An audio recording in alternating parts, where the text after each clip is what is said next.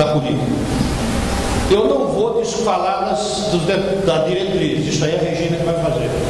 É o conteúdo propriamente da política, ela que vai falar. Eu vou falar das generalidades, né? As coisas mais gerais. Primeiro, eu acabei de falar agora há pouco que, por ser intersetorial, ela tem que ser uma construção dialogada. Nós cometeremos um erro que pode nos custar se a gente não for capaz de construir uma negociação com vários setores. Esta negociação envolve conselhos, redes sociais e gestores. Então, o conteúdo intersetorial da política envolve diálogo, uma construção dialogada, às vezes complexa, às vezes difícil. Por exemplo, aqui que nós falamos da PNAE, aqui é construção dialogada. Juntou um bando de gente que quebrou o pau, discutiu, não sei o que, foi para o Congresso, brigou com o senador, falava não sei o que, depois veio lá as associações dos gestores e chegamos num produto. Aquilo é construção dialogada, né? Diálogo envolve, obviamente, o enfrentamento de conflitos. Então esse é o primeiro componente que tem que ter na cabeça. Se a gente não fizer uma construção dialogada, não vai ser intersetorial, vai ser nossa. É a nossa visão da política, que pode ou não ser praticada. Eu vou falar, acho que eu falei ontem, vou repetir. Os demais conselhos das outras áreas são tão ou mais legítimos que a gente para opinar sobre as suas áreas. Não há nada dito que o Conselho é mais legítimo que o Conselho Nacional de Saúde. Eu sou capaz de dizer o contrário. Eles têm há 20 anos de história de eleição, processo de escolha, etc. O nosso ainda tem uma enorme dose de arbitrariedade. Quem disse que eu tenho que estar no Conselho? Quem disse que a Silvia tem que estar no Conselho? O processo nós estamos construindo, tem muita arbitrariedade. Podia ser a Silvia, a Luana, a Antônia, né?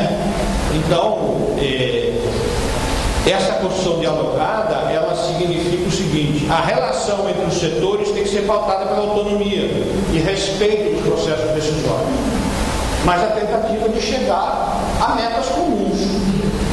Qual vai ser a meta da alimentação escolar em termos de alunos a serem atendidos, origem dos alimentos, montante dos recursos, valor do per capita? Isso é uma negociação, né? O enfoque da alimentação e assim por diante. Contexto. Nós estamos, neste momento, e vocês vão presenciar isso lá em Brasília, se forem, na terceira conferência de 2, nós estamos no momento de fazer o nosso processo de dialogar com o contexto. Então nós temos o quê? Nós temos as deliberações da terceira conferência. Deliberação de conferência é uma coisa genérica, necessariamente, né? E a gente ainda não chegou num formato bom de conferência que você possa dizer assim, dali eu tenho bem claro quais são as prioridades. Primeiro, nós temos uma enorme dificuldade de definir prioridade. A gente confunde prioridade com manifestação de desejo. Então, 15 prioridades. Quando tem 15 prioridades, não tem prioridade. Tem 15. Ia ser 18, né? Então, se vocês olharem as deliberações da conferência, tem que fazer um exercício de leitura delas para extrair o que é que são, sai do fundamental. Além do que, são coisas muito genéricas e que estão colocadas no momento do tempo. É preciso que a política, que a gente vai formular agora, dialogue com o contexto dos processos em curso. Exemplo, nós não podemos fazer da formulação da política uma repetição de princípios gerais, sem, por exemplo, que se refere à alimentação escolar, sem reconhecer que existe um programa de alimentação escolar que acabou de ser tomado. Nós não podemos falar do tema da agricultura familiar sem dialogar com o PAA que existe, ou com o PRONAF que existe. Nós não podemos, enfim, eu posso ficar aqui horas dando exemplos do contexto do processo em curso. E a gente tem que, e para mim esse é o ponto principal, nós temos que dizer por que a gente acha que precisa de uma política de segurança alimentar nacional.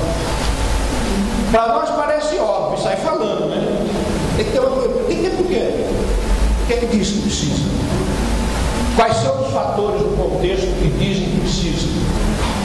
Então, a proposta de uma política para botar ela na rua, a partir do Conselho, ela tem que ser capaz de responder ao momento que o país vive, que o mundo vive, né? Isso que eu quis dizer com articular o contexto. E articular programas existentes, a tal da história dos programas basilares. Eu nem sei se isso é uma boa denominação ou não.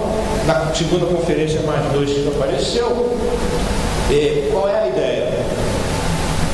Para a gente poder discutir. Se é uma política intersetorial, ela envolve a articulação de vários programas. É quase como se dissesse assim: a política de segurança nacional e segurança alimentar é uma articulação de programas existentes e alguns novos que a gente acha que tem que criar. Mas eu sou capaz de arriscar que 70% dela, 80% dela é requalificar programa que já existe. E daí um novo enfoque e promover as articulações intersetoriais. E 20% criar novo, que talvez não exista. Ora, nesta construção, existem alguns programas que são uma espécie de pilares da política nacional, em cima dos quais a gente vai construir a política. Por isso a ideia de basilares. Nem sei se é uma expressão feliz, mas considere o seguinte: o que são esses programas basilares? Por que eles são pilares? Porque são grandes, portanto nacionais, muita dimensão. Segundo, porque referem-se a áreas fundamentais da política. E terceiro, e mais tão importante quanto, são capazes de gerar desdobramentos que vão para além da sua função primeira.